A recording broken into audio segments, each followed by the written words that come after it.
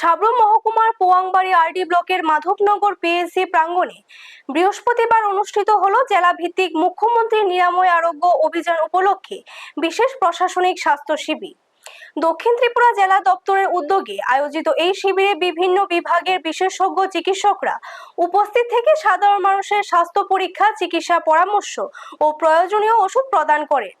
শিবিরে দূর দূরান্তের গ্রামাঞ্চল থেকে বহু মানুষ চিকিৎসা পরিষেবা নিতে আসেন।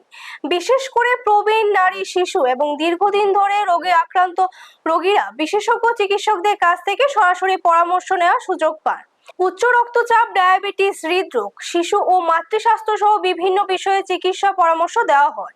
প্রয়োজনীয় অনুযায়ী কয়েকজন রোগীকে উন্নত চিকিৎসার জন্য উচ্চতর স্বাস্থ্য কেন্দ্রে রেফার করা হয়।